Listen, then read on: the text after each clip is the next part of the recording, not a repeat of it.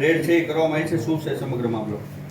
રાજકોટ રેન્જના ડીઆઈજી શ્રી નિર્લિપ્ત રાય સાહેબની સૂચના અને માર્ગદર્શન મુજબ સુરેન્દ્રનગરના બી डिवीजन पुलिस स्टेशन में एक जुगारનો જે ગુનો છે 4-5નો અને જુગારનો એક ગુનો દાખલ કર્યો છે. એ જે જુગારનો ગુનો છે મૂળતે આમે અલગ અલગ ડબ્બા ટ્રેડિંગ ટાઈપના બીજી જે બધી વસ્તુ જે છે એ ચાલતી છે. આમે મેનલી જે એપ્લિકેશનનો ઉપયોગ કરે છે એ મેટા ટ્રેડર 5 નામની જે એપ્લિકેશન છે આનો ઉપયોગ અને બીજા જે અલગ અલગ જે વસ્તુ છે આના આધારિત એ લોકો જે છે એ ડબ્બા ટ્રેડિંગ અને જુગારનો ધંધો કરતા હતા.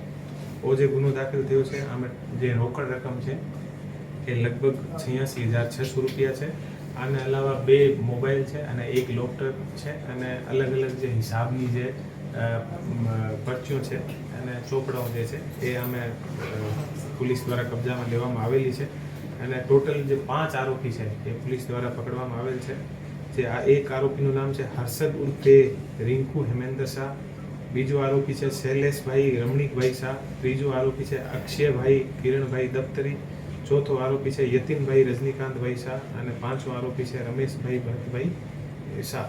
એ 5 આરોપી જે છે સુરેન્દ્રનગરના એ અત્યારે પોલીસ દ્વારા અટક કરવામાં આવેલ છે. આને અલાવા ટોટલ 44 જે અલગ અલગ જે ચોપડાના હિસાબ અને આના આધારિત જે ટોટલ 44 આરોપી ઓર છે એ અત્યારે પકડવાના બાકી છે. અને આમે જે અલગ અલગ લોકો એ કેવી રીતે એ જે બધું જે મેટા ટ્રેડર 5 નામનું જે એપ્લિકેશન છે આ ઉપર કઈ રીતે તમામ જુગાર રમાવતા હતા અને કઈ રીતે ડબ્બા ટ્રેડિંગ અને બીજી જે ગેરકાયદેસર જે પ્રવૃત્તિઓ છે એ કરતા હતા, આની પોલીસ દ્વારા અત્યારે તપાસ કરવામાં ચાલુ છે. અને જે પોલીસ દ્વારા જે કામગીરી જે કરવામાં આવી છે આ એક સારી કામગીરી કરવામાં આવી છે. અને આની જે આગળની જે તપાસ છે આમાં ઓર કોણ લોકો સામેલ હતા, કેવી રીતે સામેલ હતા અને શું એ ક્યારથી એ લોકો ચલાવતા હતા, આ તમામ તપાસ જે છે આ ચાલુ છે. ડબ્બા ટ્રેડિંગમાં સાહેબ 200 જેટલા ગ્રાહકો અને બ્રોકરની ભૂમિકા અંગે તપાસ જે કરવામાં આવી છે તેની ઉપર શું કડક કાર્યવાહી કરવામાં આવશે?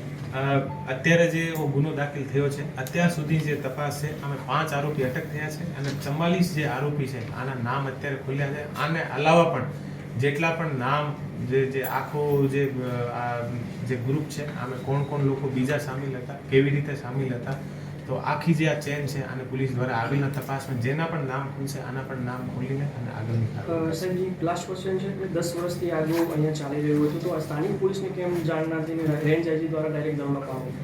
અત્યારે જે આપણે જે આ ગુનો દાખલ થયો છે ઓ એએસપી અને જે એલસીબીની ટીમ દ્વારા કરવામાં